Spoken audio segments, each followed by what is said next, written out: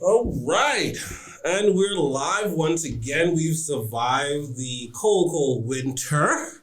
Things are looking up for those that are interested in cryptocurrencies. So obviously, talking about Bitcoin. But we're not talking about cryptocurrencies per se today. We're talking about CBDCs. And I am honored to have, I don't know, how should I introduce you, sir? I facilitate education to your child. I have had several students enter some financial literacy competitions at your institution, the Central Bank of the Bahamas. Yeah. I am proud to be joined by my good friend, Theo Tsavoussis, and Kimwood Mott, the project manager for Central Bank Digital Currencies at the Central Bank of the Bahamas. Do I dare say you are the brainchild behind Sanddollar? No, I am not. Oh.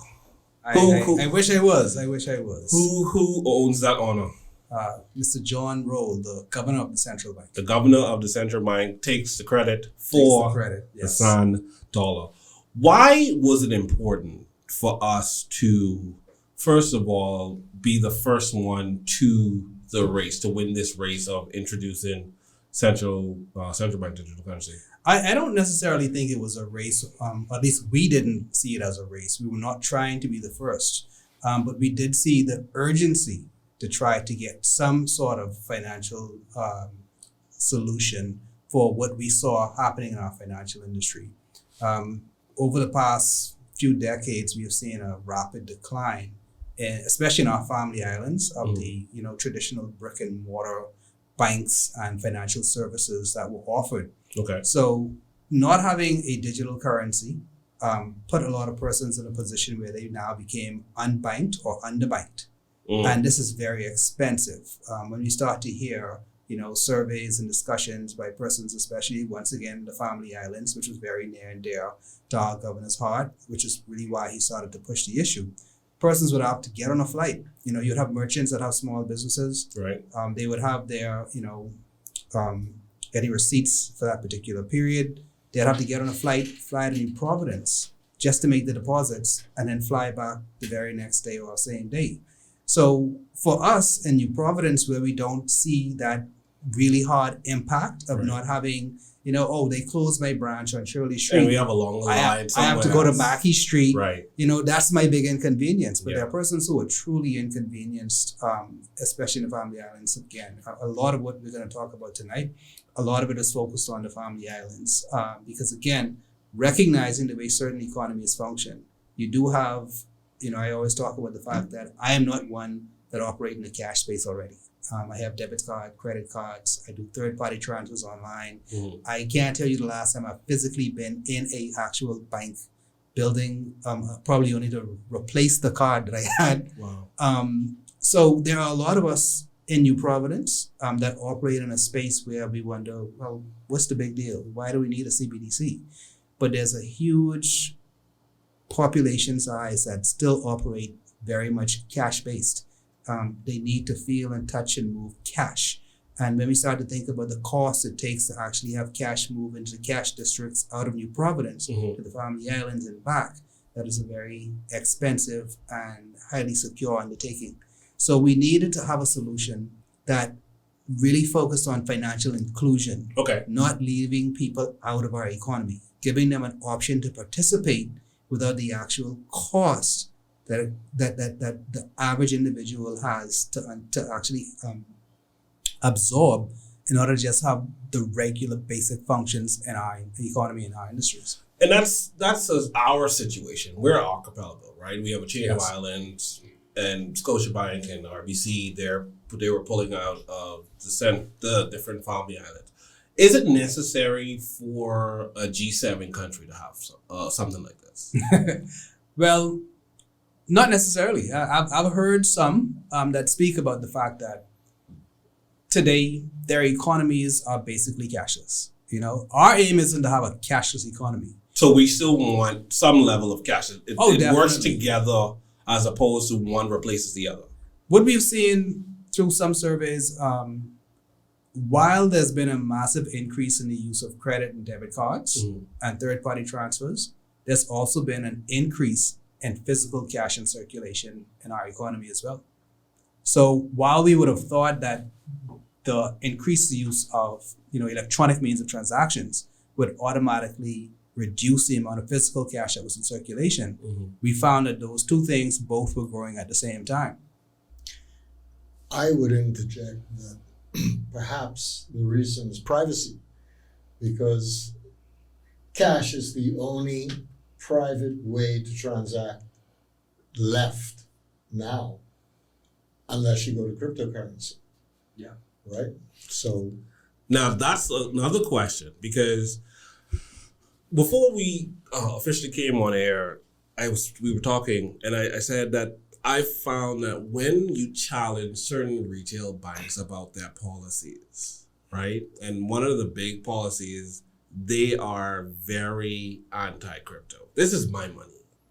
If I could spend money with Jeff Bezos, I should be able to spend that same money with CZ. There should not be any blackout. What is the problem though? I think it comes to risk tolerance by those very same institutions. And a lot of what they are doing is basically making sure that they have sufficient assets on their books to back any liabilities. If the liabilities or the assets that they hold fluctuate as much as crypto has been fluctuating over time, it's very difficult for them to say, at any particular point. And also there are certain regulatory controls that we put in place to ensure that you can't lend beyond a certain amount.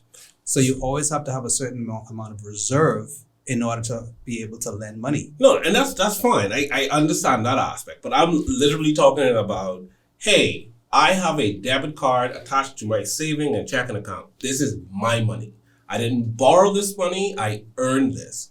Why can't I say, hey, I am going to use the international version of Binance or Crypto.com or Kraken or whoever, right? Why do I get a decline on my card? I remember this, and I was so upset. I think this was 2021. Had a big job, had some money. My friend was telling me about, she didn't tell me about it yet. I saw Elon Musk promoting Dogecoin. And I said to myself, this man is manipulating this coin. Let me see if I can make some money off of this, right? I made a purchase on Amazon, about maybe $1,500 to $2,500, right? Went through, no problem. Had the balance, I went, signed up for Binance, the card was in my name, decline. I was like, but I have money on this card. What's going on? Tried another card, decline. So I got a call the next morning, and Fidelity said, hey, just calling to figure out what's going on with the suspicious charge on Amazon, blah, blah, blah, blah, blah. I was like, no, that's me. That's good. Okay, cool. Oh, by the way, why couldn't I make this purchase on Binance? Oh, we don't allow you to. How? How is it possible? Now, that's something completely different. I'm not sure why that's their policy, because again, if you're converting, I know we do not consider cryptocurrency to be a foreign currency, but it has a foreign currency element to it. Okay. And they don't consider it foreign currency because it has no jurisdiction. Okay. And so there's no way they can actually say that this is the conversion rate. So it's a gray area. It's a gray area. Okay. It's a gray area. So it's not classified as a foreign currency, but all currencies must settle at some point.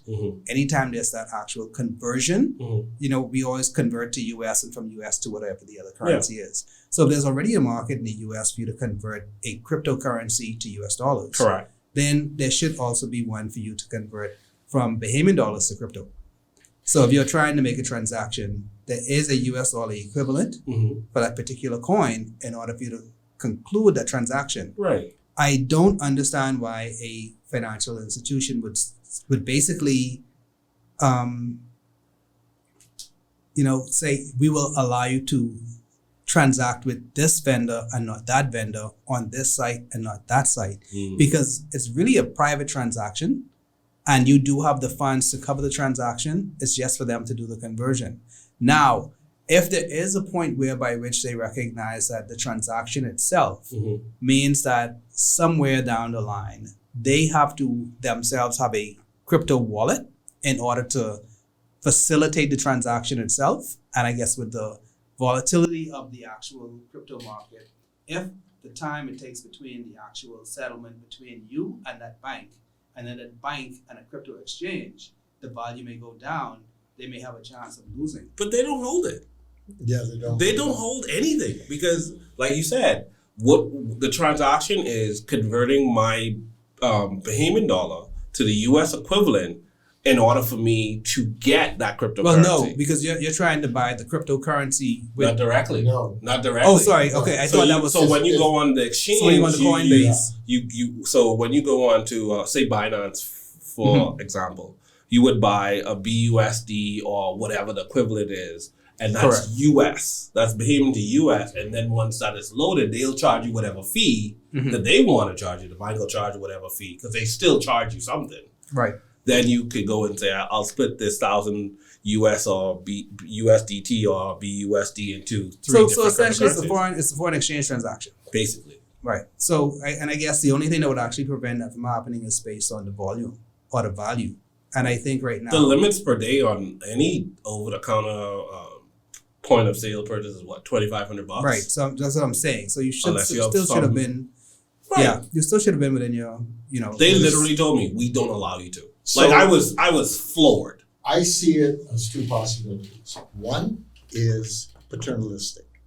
They know better than you on what is risky Yes, Daddy. and okay, and therefore they're saving you from yourself. True. Okay, I think that is one that's a good possibility. explanation. Yeah, that's a good explanation. The other I don't accept it. possibility is they don't like crypto. And there are reasons why US banks didn't like crypto and have come back. Now there's a big push by the Biden administration to stop all onboarding and off-ramping US dollar to crypto across the board. They're trying to shut this down. Yeah, I've seen it over And the last couple of the weeks. fear is adoption is growing too quickly.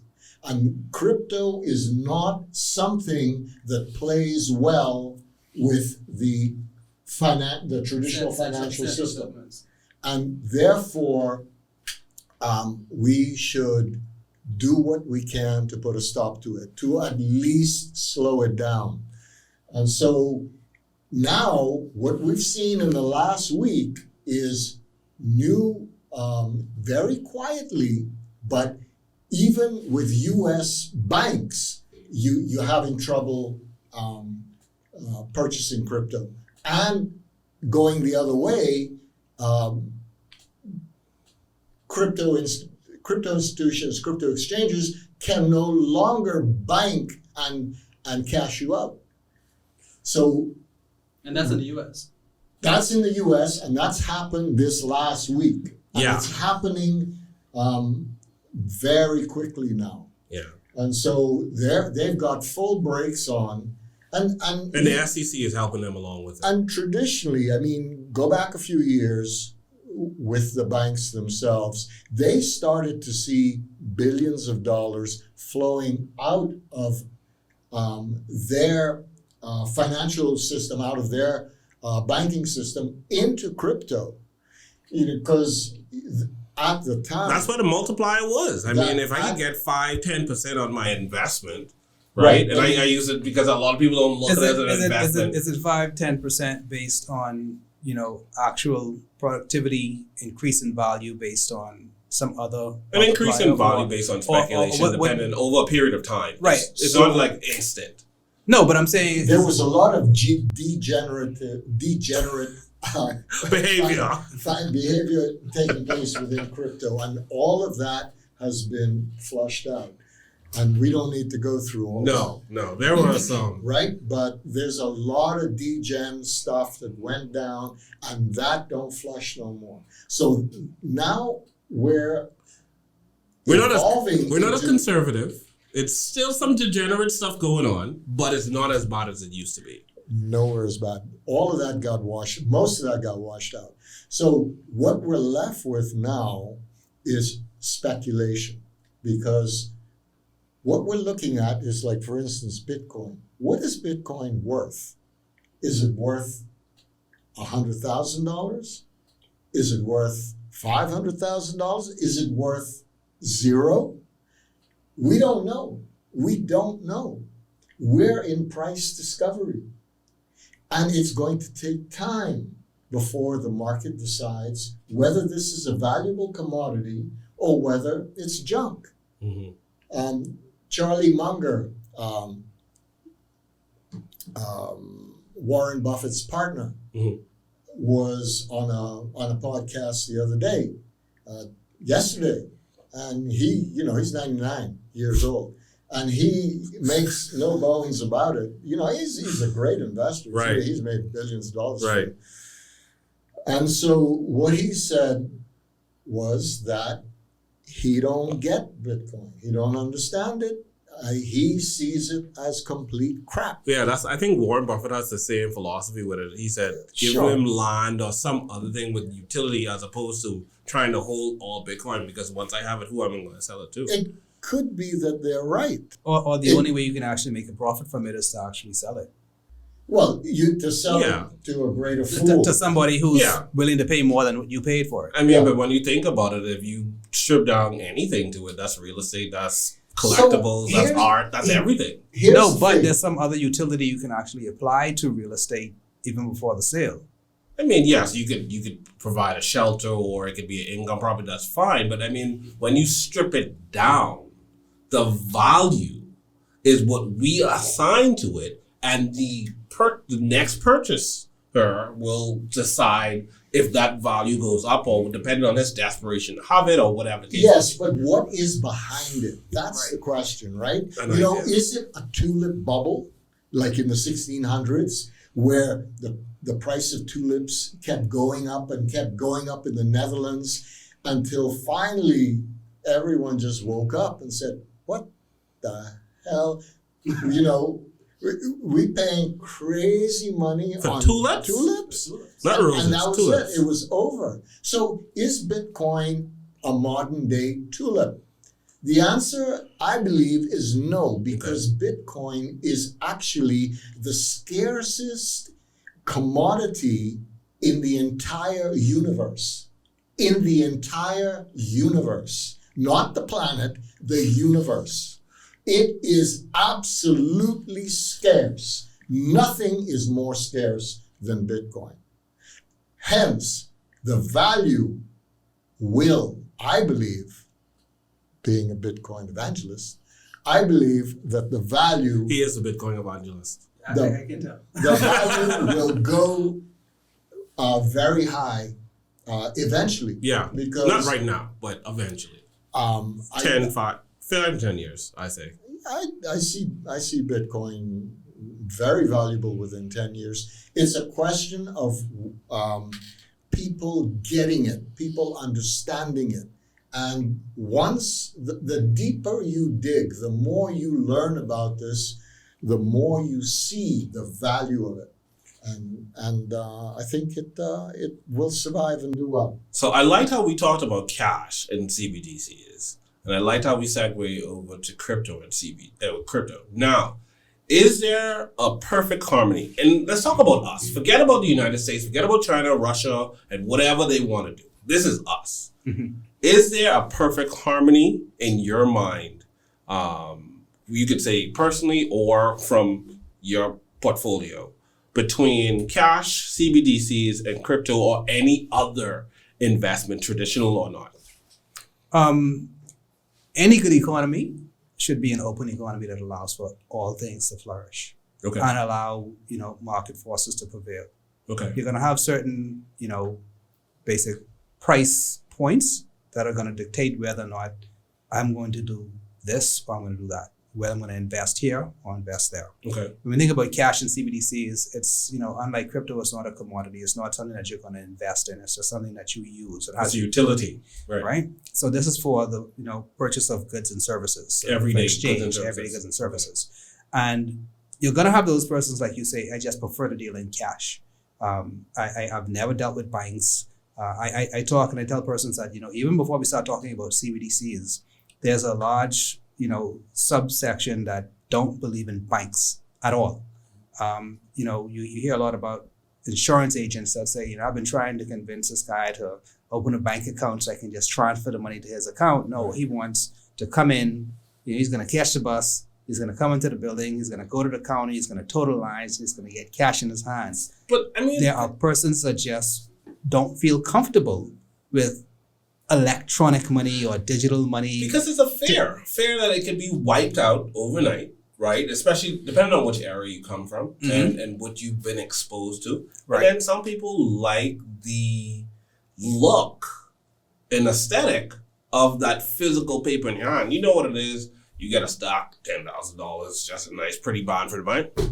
But right you know, or a nice check that has a couple zeros and some commas behind it. That looks really good. Speaking on the psychological side, there are persons that actually, and I think there was some studies done where I would probably spend $500 with my card without recognizing I spent $500. But if I had $500 in cash, physical cash, a little bit more frugal with that. Yeah, it's like, to actually see that dwindling or... Yeah, you feel it a little bit more. You feel a little bit more. Yes, because it's more visible to you see it. Because I don't really see my balance. I just know, I good for this $5. Just swipe at the end of the night, Yeah. Like, hey, let it ride, man. Let it ride. Authorize, drinks on me. No.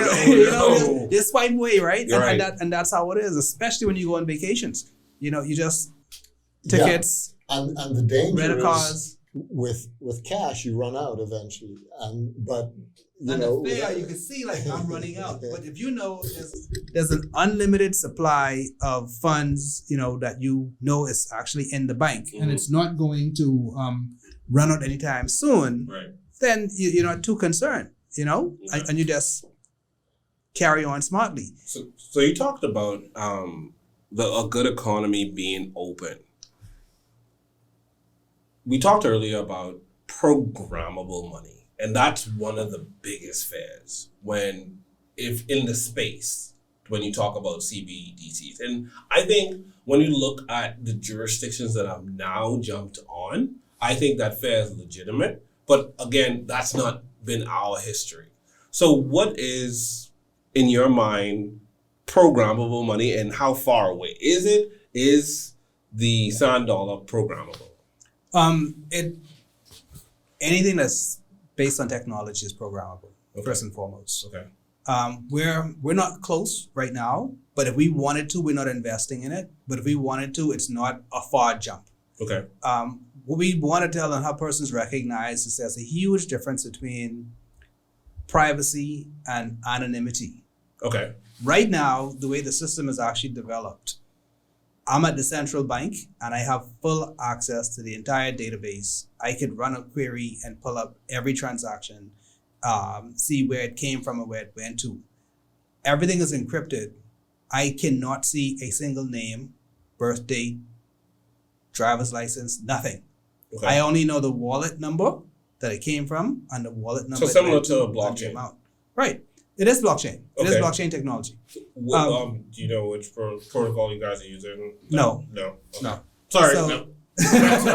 Sorry. But it doesn't run on a decentralized blockchain. It runs on a centralized. It is centralized, and it is using distributed ledger, but it is not distributed to the point of having the third-party participants also share in the actual writing on the blocks. Okay. So everything is actually still somewhat with us, but we do have multiple nodes, also for contingency purposes. Okay. Yeah. Well,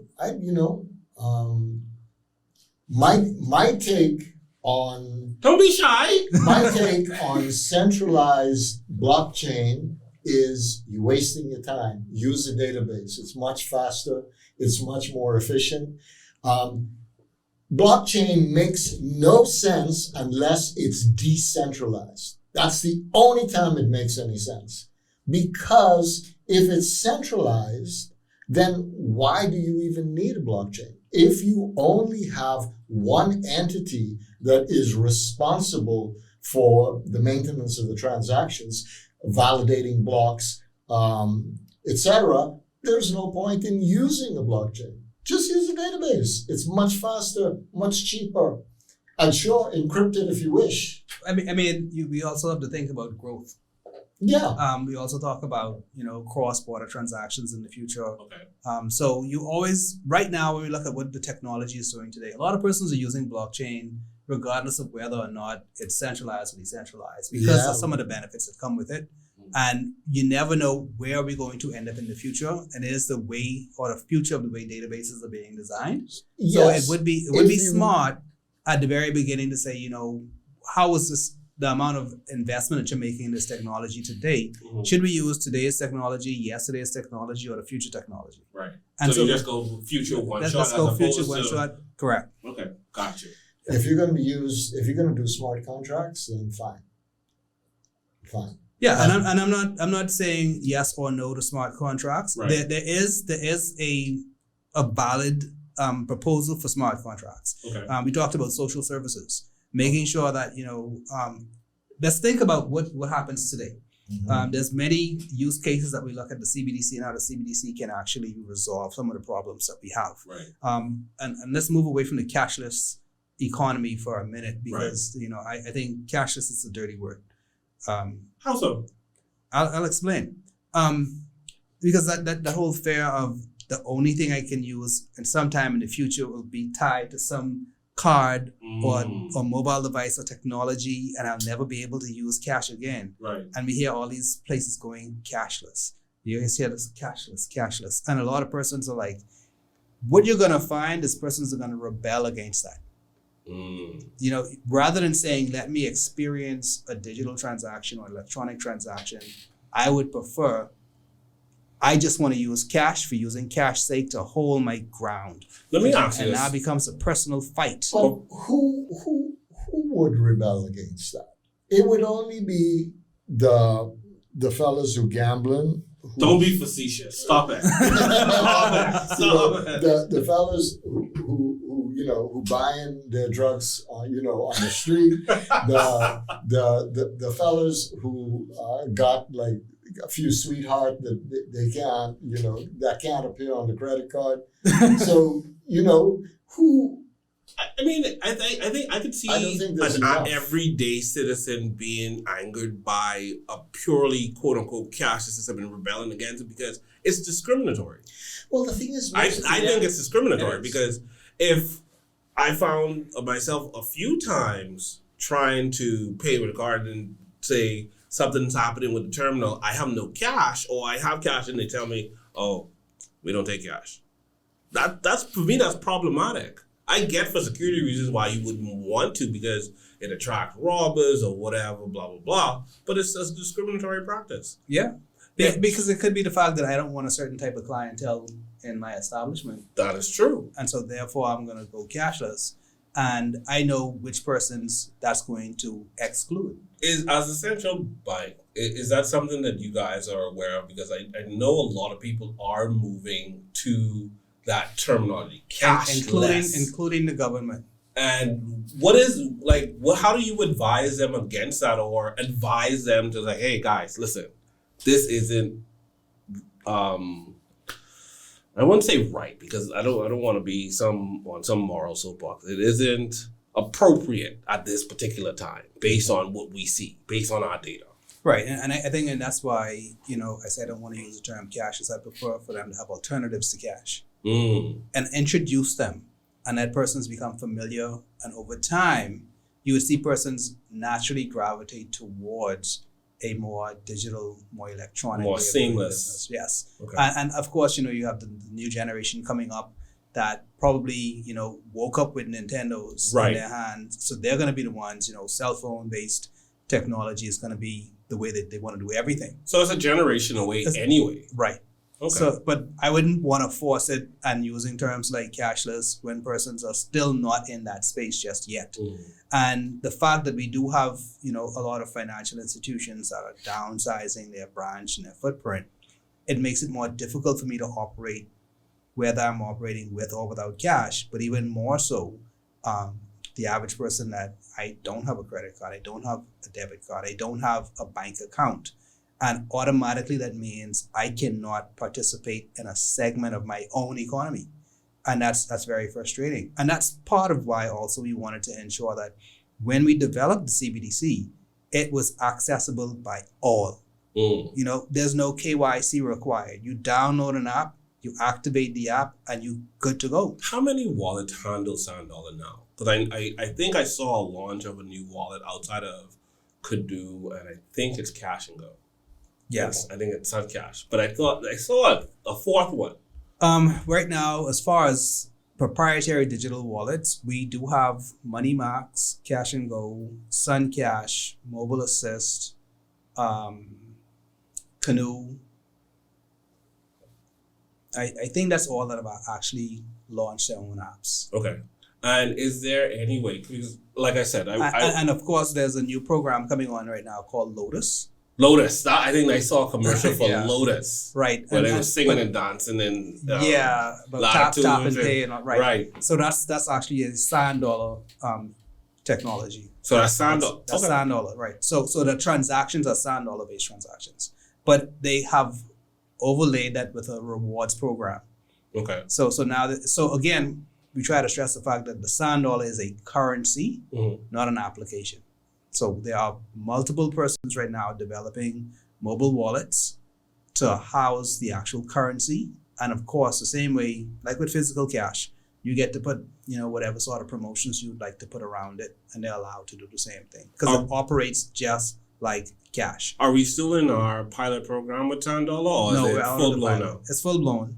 It's full blown. How much do we have in circulation? We have over 1 million in circulation right now. $1 million in Sanddollar. In Sanddollar in circulation right now, over 1 million. So as demand requires you guys to increase the circulation? Correct. Well, yes, because right now we've minted, I think 10 million. So you have the 10 original million mint. minted. Okay. Yeah, but it's still at the central bank. Of Okay. that, about 1 million has already been distributed to all of those financial institutions, Okay. and they've been distributing it to the general public. And we have over 100,000 wallets already in circulation between all of the different authorized financial institutions that we call AFIs. Okay. So they were the ones that actually went through a cybersecurity assessment. They made an application to do so. We do have some commercial banks that are now going through that process as well. And I guess when the commercial banks come on board, we're probably going to see Sanddollars jump, in the millions, like overnight. What do you see as the cap? Because I don't even know how many Bahamian dollars we have in circulation right now. Right now, I think there's probably about 500 million in physical bills and coins in circulation. Okay. Somewhere around 500 million. That's not bad. For a small little country of 400,000 people, I'm bad at all. Theo, you got something on your mind. What's going on? I see the wheels turning. Come on. Don't be shy, man. Look, central bank digital currencies sound like wonderful things that come to us and offer us such convenience Right. and such ease of use. Right. But there is a very sinister, dystopian possible side to them. Okay. That I believe no one long term, I don't care who you are, is going to be able to resist The temptation. of using this. And if the tool exists, if eventually, unthinkable as it may be, eventually it will be used. And the problem with central bank digital currencies, especially when they get tied to KFC, and especially as cash gets phased out, is that they have the possibility, the strong possibility of becoming tyrannical. Because now you have programmable money in the society that can be switched on and off as you see fit. And so, if, for instance, you wish to stimulate the economy, you, as your employer pays you in that central bank digital currency, it comes with 30 days to spend because we're stimulating the economy. If you don't use it, you will lose it. And so you've got 30 days to spend your money. I get your point. I always tell my kids, the only difference between a superhero and a villain is a villainous choice, right? Exactly. So today is Wonder Maximoff, exactly. and then tomorrow it could be the Scarlet Witch. Right. Okay. But when we think about the whole aspect about programmable money, turning it off, et cetera, right? First of all, legislation was passed in 2020. They amended the Central Bank Act. And in that Central Bank Act, they defined legal tender. Mm-hmm. They redefined legal tender to include the Sanddollar. To say what exactly? That it is legal tender. Okay. Right? So cryptocurrency is a legal tender. Any digital tokens that you have in all those other apps, they are not legal tender. They're not protected by or liabilities of the Central Bank of the Bahamas and the government of the Bahamas. So if, let's say, for instance, I won't call any names, but let's say you had one of these wallets, you had a digital token in it, and these guys decide to just shut down tomorrow with your $500 that you had in that token. Right. What is your recourse? None. Right?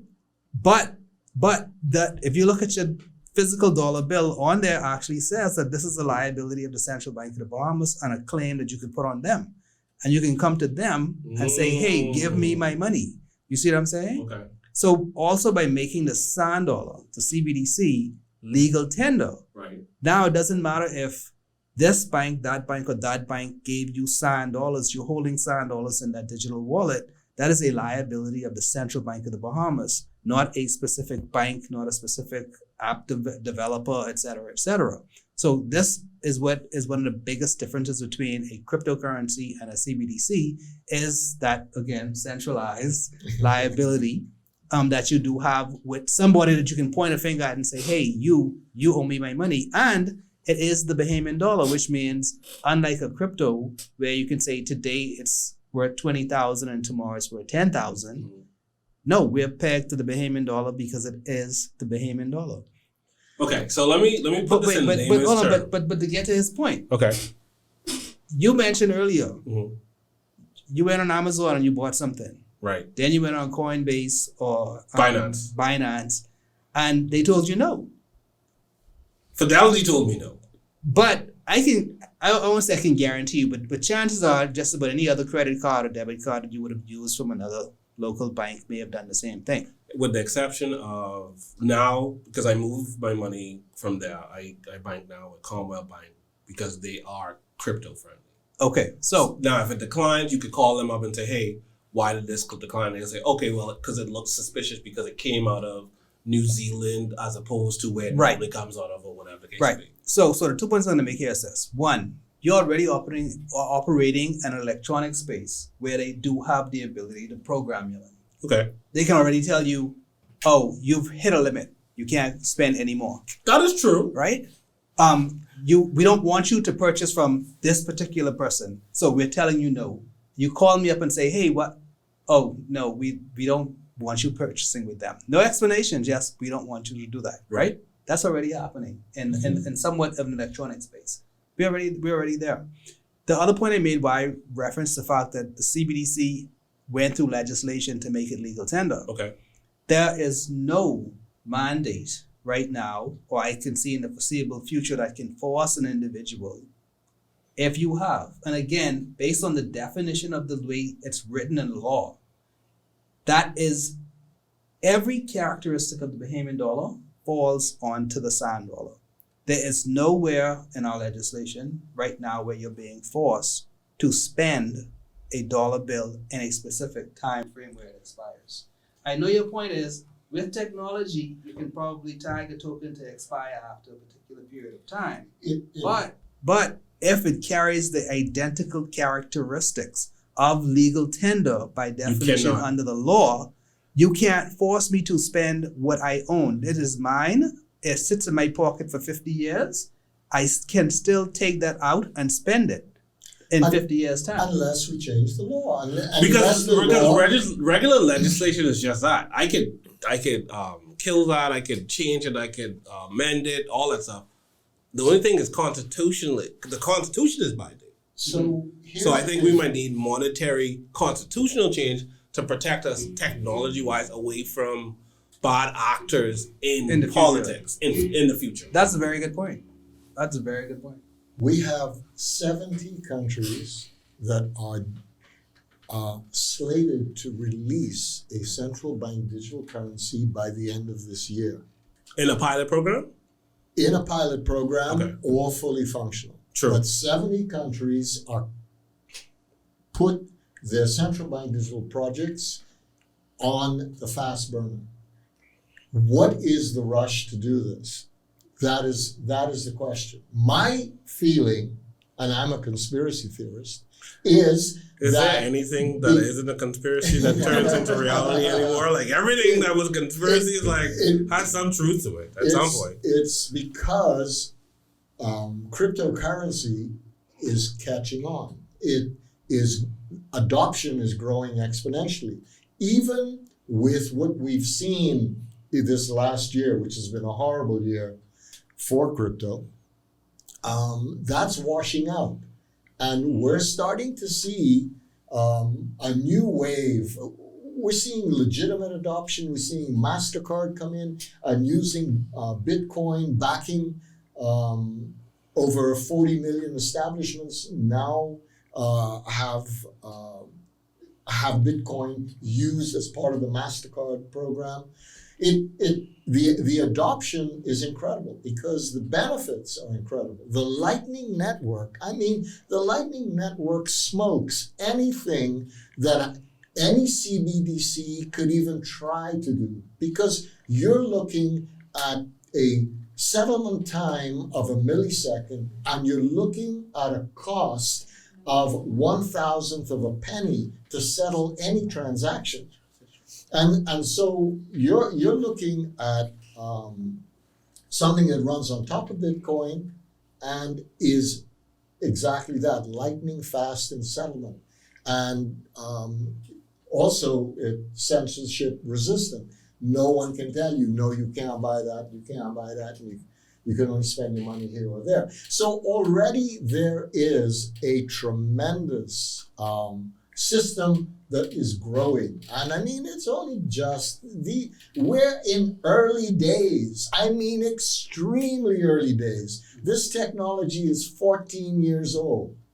The adoption of this technology is much faster than the internet was the rate at which it's being adopted. The only thing that beats it is the adoption of ChatGPT AI, which has a faster adoption rate than crypto. But that's it. Nothing else compares to how this has captured the imagination of the people. And the tools that are being brought to bear, the brightest, smartest people in the world, this is all open source. Everyone is working on it. Everyone is creating incredible products.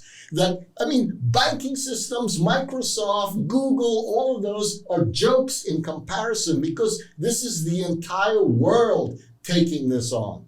And that is really what makes it so powerful. So why do you think the likes of Mastercard, etc., are trying to tap in and tie into Bitcoin? Because they're doing the same thing with CBDCs. They're playing both sides. Because they recognize they are a very massive payment system. Exactly. Most transactions, even when you use your debit cards, you're Yes. still piggybacking on the Visa, Mastercard pay rail. They're going to play two sides to survive. Yeah, because they recognize it's a viable strategy for them. Yeah. That's what's the hot thing right now? What's moving right now? Can that impact us? Is that something that is detriment to us? We need to stay ahead of the curve. Yeah. We're going to tie in. And right now, they look at CBDC also as a threat and saying, hey, let's get in on that as well. We can actually use our payment system and our payment pay rails, and we can now perform CBDC transactions on behalf of the central bank. Please keep us around. They're like, Right. what do you call those fishes on the back of a shark or a whale? That's what they are. There used to be a corporation called Blockbuster. Right. Right? Now, Blockbuster saw this little fledgling Netflix. joke, Netflix, Yeah. running around doing this. And they said, we can do that better. And so they started to become involved in, that model the of DVD business, rentals and then streaming and whatever. And of course, they miserably failed because that was not their core business. Right. Mastercard and Visa are going to go away.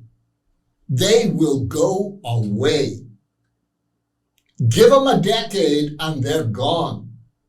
Because even though they go and they adopt something like Bitcoin or some other crypto or central bank digital currencies, their business model is such that they cannot survive what digital currency brings to the fore, which is the removal of the middleman. Mm-hmm. And so without their business model is one that will not survive. And there is no way for them to pivot.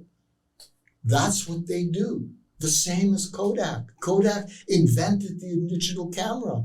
They invented the digital camera 20 years before it killed them. But they could not pivot. Mm-hmm. Xerox invented TCP/IP. They had this huge project where they were inventing the paperless office, and what came out of it? The operating system for the Mac, the Steve Jobs went there and saw and stole and created the Mac. TCP/IP was created there. The mouse was created there. All of this by scientists who were creating the future paperless office. Right. Xerox could not wrap their business model around it. They could not, because they were in paper. The same way that Kodak was in chemicals. There was and photographic paper and film and etc. Mastercard, Visa. They're just trying to figure out how to get They're trying to figure out how to survive, but they're not going to. Yeah. And like you said, there's about 70 countries. I don't think there are 70 countries getting ready to launch this year. There's some that's still in the exploratory stage.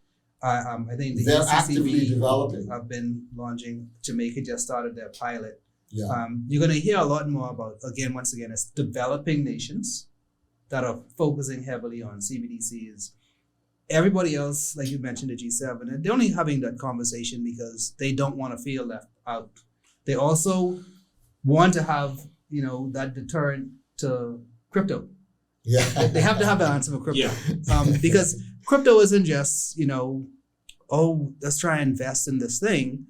But when the utility for crypto really, and this is why I still don't see the utility of crypto just yet, because there are very few places that say we accept crypto as a form of payment, mainstream. Through third-party apps, you could do it. Like, for me, if I wanted to send... But I don't want to go through all that headache. I just want to log on, click purchase, and move on. It should be a lot easier. Right. I think it is. I think for those that are savvy to it, they know. Look, there's a lot of problems, huge problems. First of all, custody of crypto is a huge headache, right? Yeah. Okay. And then their adoption is still early. It's still early days. It's less than 1% of the planet has adopted crypto. Right. Okay, so and even less adopted CBDCs. but I think the advantage from CBDC is because it's centralized, it'll move a lot quicker, and maybe they might be like this because cryptocurrency, as we know, the adoption is coming up. So now with CBDCs, I think the adoption of CBDC may even help crypto because it's still going. I think it's going to be a dogfight. Because you're going to have those that are crypto maximists that say, this is evil. And then, hey, population, you need this for X, Y, Z. And it'll go like this. And it only helps each other. It's the yin and yang. The ease of entry to CBDC. It's there. It's readily available. Just click a button and it's yours. It's legal tender. It's accepted by everybody. And most importantly, unlike crypto, where there are some countries, not ours. Right. So we had we're crypto friendly.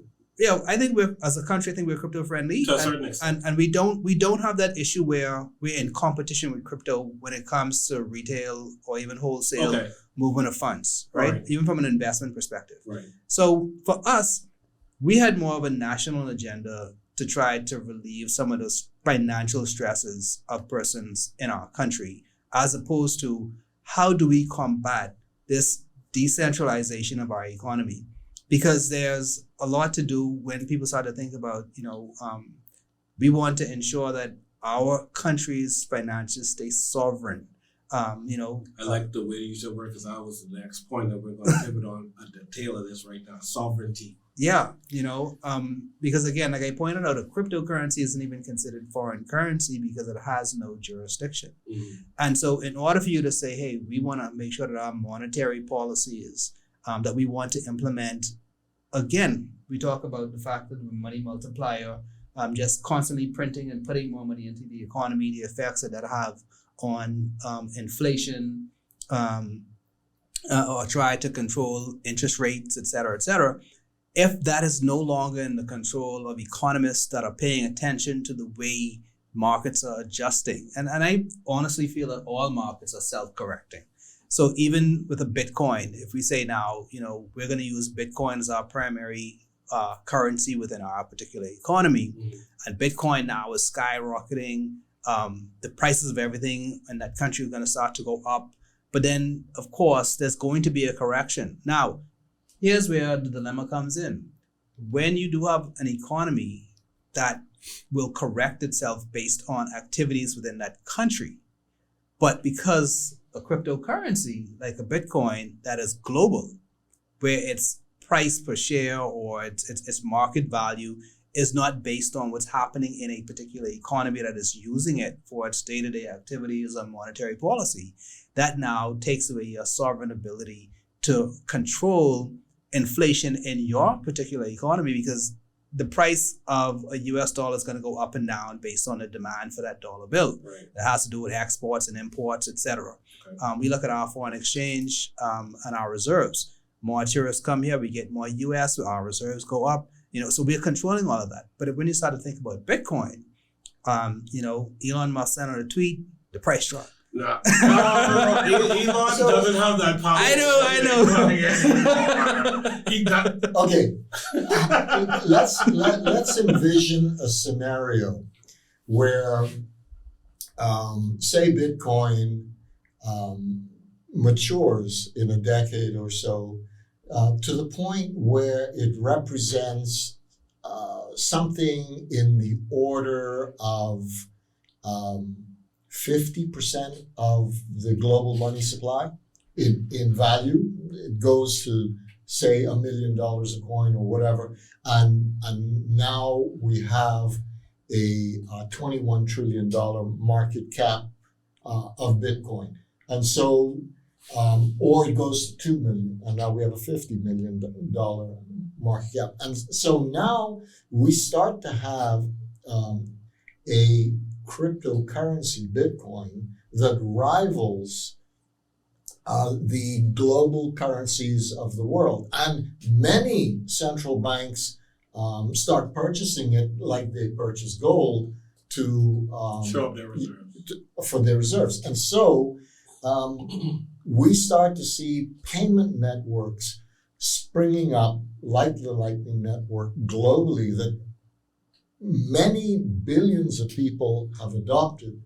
And now, de facto, without any predetermined push for this, we start to see that the entire globe is adopting a cryptocurrency like Bitcoin and using it for payments and using it for savings.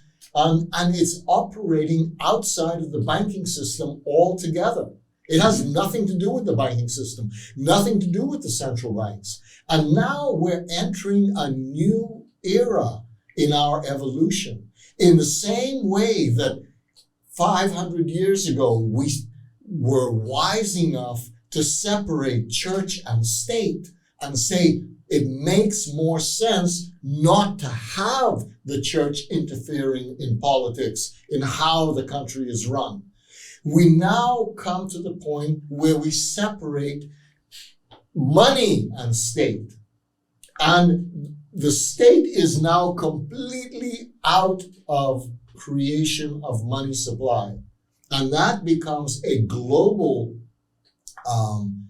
aspect of our evolution and has nothing more to do, cannot be debased, cannot be manipulated, cannot be played with. Whatever Bitcoin you've got in your central bank will determine how well you are off within the global community. And so we now have a global money supply completely separate from state. And the United States is out of business in terms of having the world's reserve currency and being able to pull shenanigans with the shenanigans with the Cantillon effect, where they have they flood the market with trillions of dollars. And then take it right now, suck it right now. and so creating terminologies, new financial terminologies overnight. No one heard about this, and that just makes sense. The point is that nothing the Federal Reserve has ever done has worked out properly. Has never worked out the way they said it was going to work out.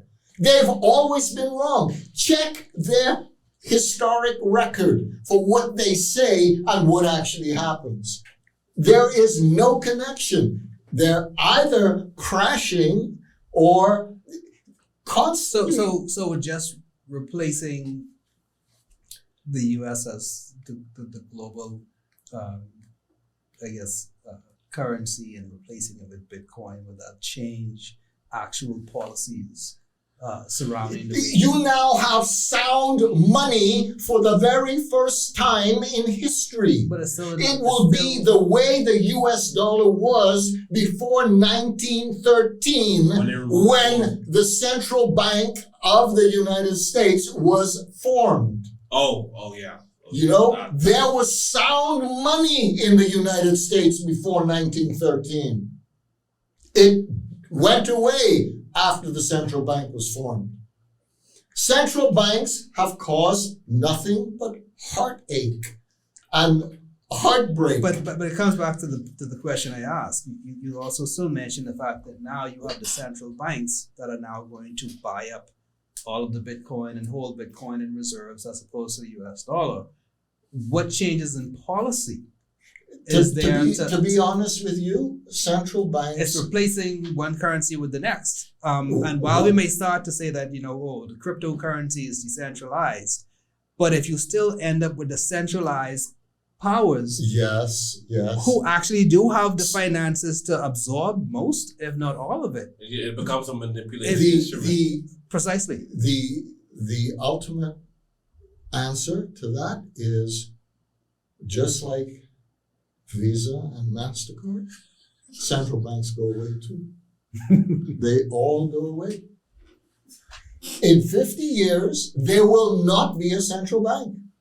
That will be history. They will be in the dustbin of history. I disagree. Totally. I disagree. Yeah.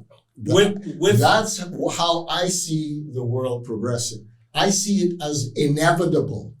There is no other way it can turn out. It makes absolute sense to me.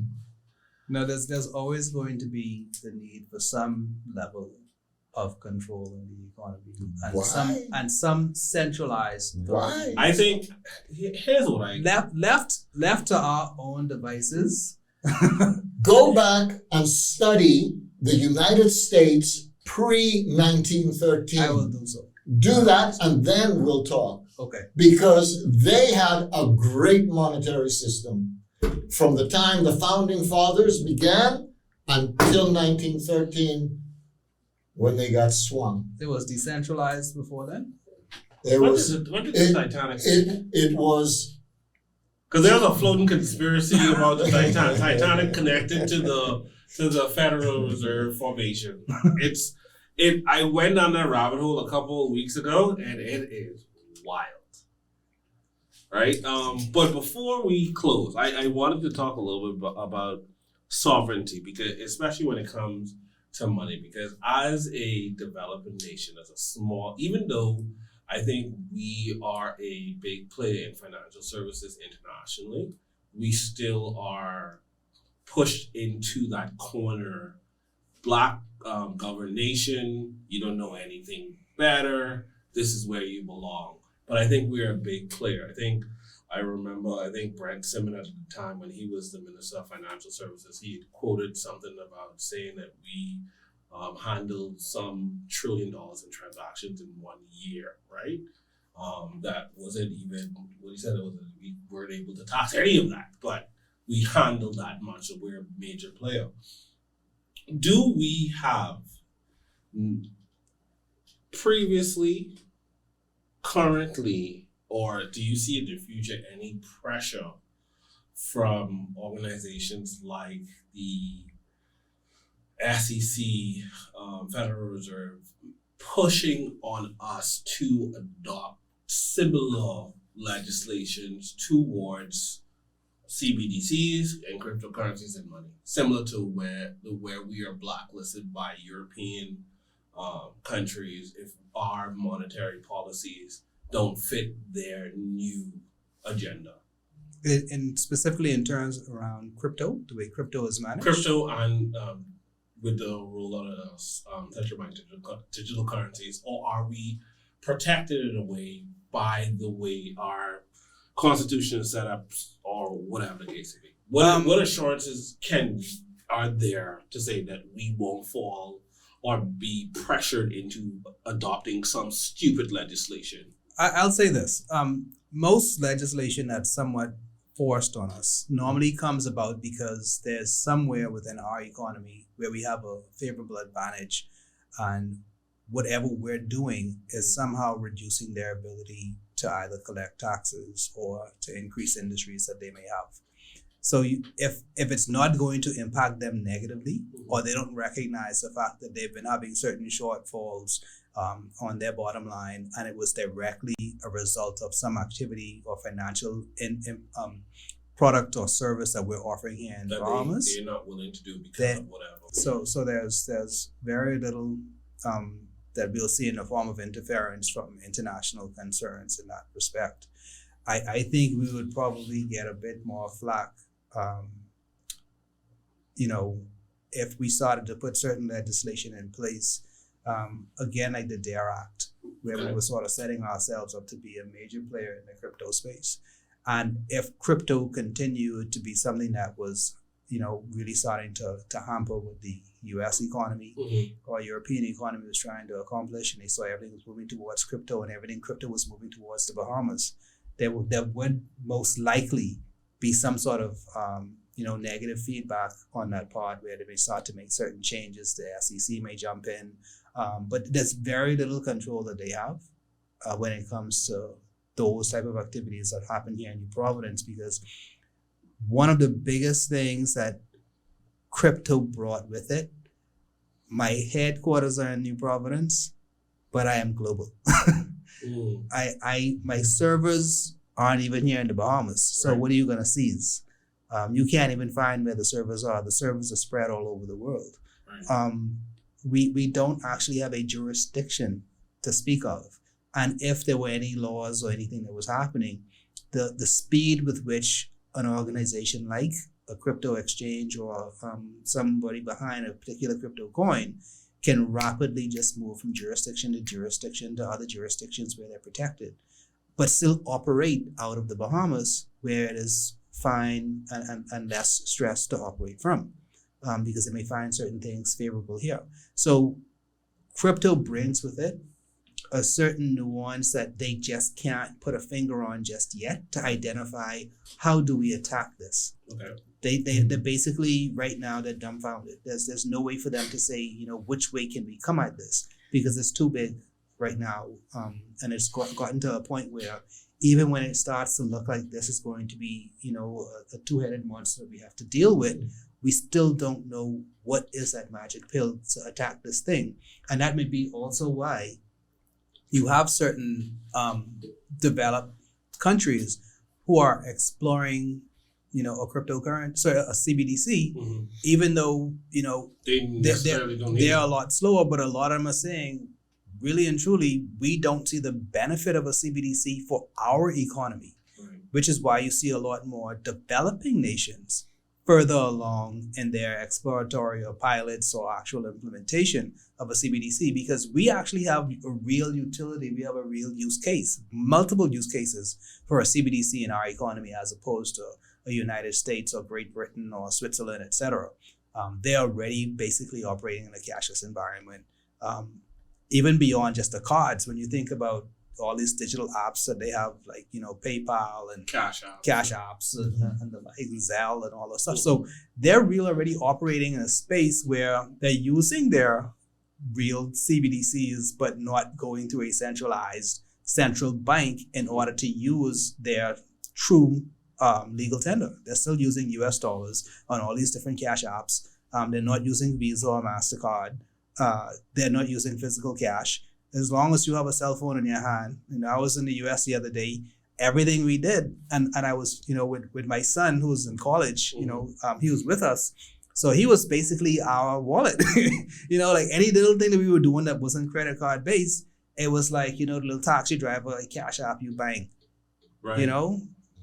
Tip this guy, cash app, bang. Everything, just you have a phone, QR code, bang. NFC, tap, bang, done. And that was the way those economies operate right now. So a CBDC is going to be like, what are you doing? Yeah. Because we're looking, and hopefully we get to the point where the government truly starts to really adopt it, and we start to see social services payments, rather than it taking 6 weeks for money to be airlifted to the family islands and still unaccounted for at the end of the day. We can start having that happen in our CBDC. With a click of a button, everybody who was supposed to get a social service check on Thursday at 1 a.m. gets it at Thursday at 1 a.m. You wake up in the morning, money in your wallet. It's there. And that's where we want to get to. That's a definite help and a benefit that we see in our economy. Right. That the US and other developed nations may not even be interested in. They may be focusing more on how do we stop this big cryptocurrency that's coming down the road. Okay, I like that. So that was a good wrap up. What do you have to say? I am long-term concerned that this will be abused by the central banks, because once they realize what a powerful tool they have at their disposal, it won't be beyond imagination to think political parties won't use it as well. You talk the wrong way, you vote the wrong way, whatever, you could be in financial difficulties for a while.